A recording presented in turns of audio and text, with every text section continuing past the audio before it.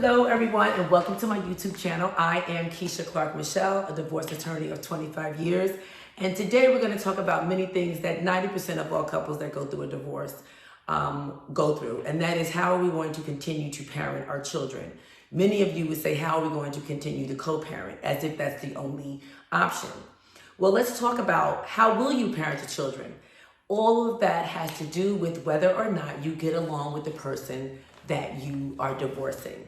Do you have arguments about everything, from where you're going to pick up the kids to what time you're picking up the kids? Why are you calling me? Is it such a relationship that is so contentious that you can't stand speaking to your partner, even about the routine for your children?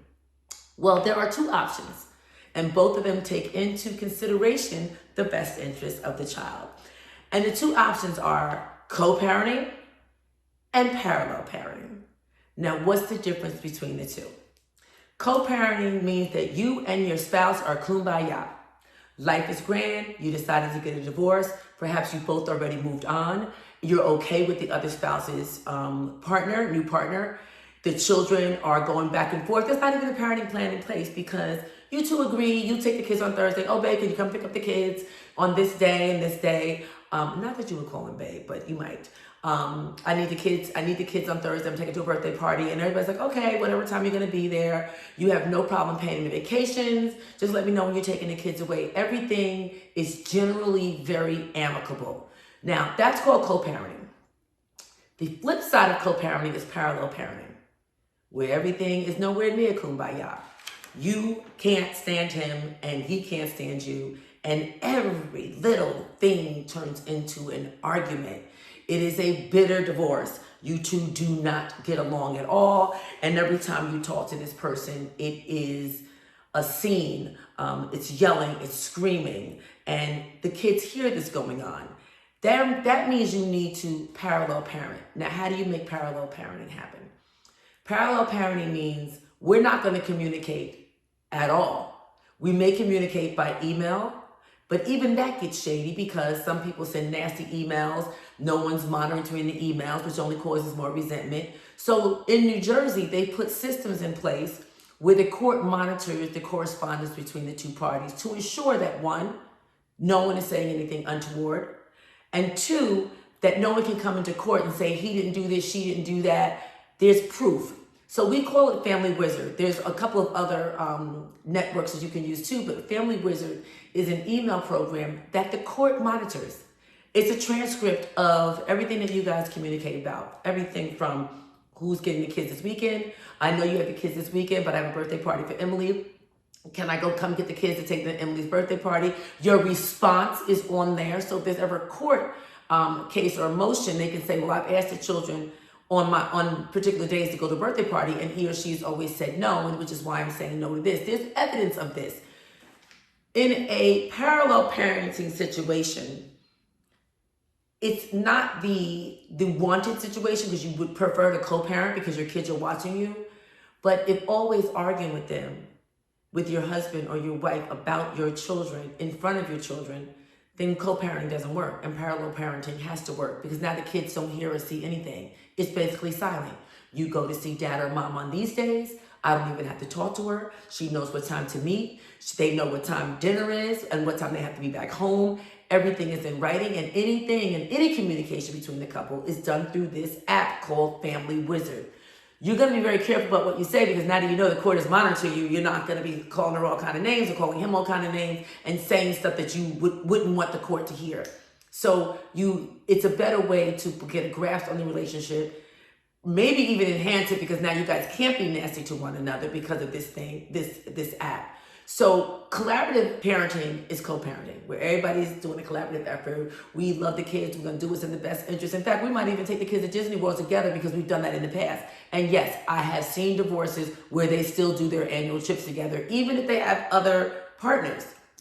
Yeah, I think that's kind of weird, but I do see that. So the difference between parenting, co-parenting, and parallel parenting is that co-parenting is about working together. It's a collaborative effort for the children. The children are seeing that you two still get along. It's less of an impact on the divorce on the kids. But if you're really bitter and you consider the best interest of your children, then parallel parenting is definitely the way to go.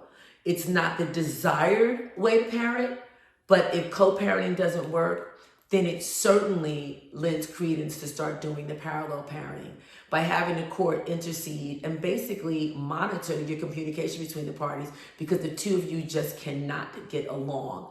There is a harsh and rigid parenting time schedule, and none of you should divert from it. And what I've seen in parallel parenting is that there are no exceptions. These parents don't care that your mother, the husband's mother or the wife's mother is turning 90 on a week that he's supposed to have the kids in the summer with his parenting time. Parallel parenting parents say no to everything the other parent wants, and it takes time to get there. So know that when you enter into this parallel type of parenting, that there are probably very little exceptions to your visitation. So make sure that you plan accordingly. Grandma's birthday, the kids' birthday parties. If it's their time to have the kid every other year, one of you has it, then plan your child's birthday party on the weekend that you are going to have the child. Because unlike co-parenting, you can bet that the other party is always going to say no to everything that you ask that is outside of the parameters of the schedule that you two set forth in your original divorce judgment. And that is because in a parallel parenting situation, they started out getting the divorce, one person wanted and the other one didn't, and they're very bitter. And that bitterness turns to hatred. How dare you leave me? I'm going to make your life hell.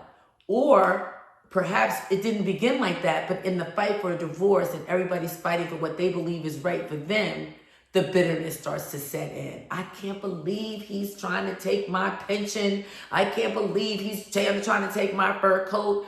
These are the parallel parenting type of situations where the bitterness is so encrusted into your divorce that there's no way out but to parallel parent. And I want to tell you something on a personal note. I got divorced in 2015 after a 16-year marriage. I want everybody to know that we definitely did parallel parenting, because when I got divorced, my husband was so bitter that he could never speak to me again. When I got divorced, and this was prior to divorce, this was during the divorce, we didn't even speak. In fact, he ended up moving out of state during the course of the divorce. So we parallel parented, which worked for us because we could not speak to each other at all. I was willing to communicate because I would have loved a co-parenting, but only to communicate about the children. And he didn't want to communicate about that at all. But in the same token, and I'm going to have an episode about this, you do know that when you get divorced, you also divorce your in-laws. But what's different is you would think that your in-laws would say, you know, you're still my daughter-in-law, and I still want to see my grandkids. When I got divorced, his entire family divorced me and my children. So we didn't hear from the family for a few years. It is only recently that my children even hear from their other side of the family. So keep in mind that parallel parenting was something that I had to do because of the bitterness that ensued for years and years and years. And there was no talking at all. So while I think that co-parenting is better, I'm going to tell you, lovelies in my audience, that I did parallel parenting because there was no way that we could have a conversation without something nasty being brought up, something about history being brought up. We just couldn't get past it.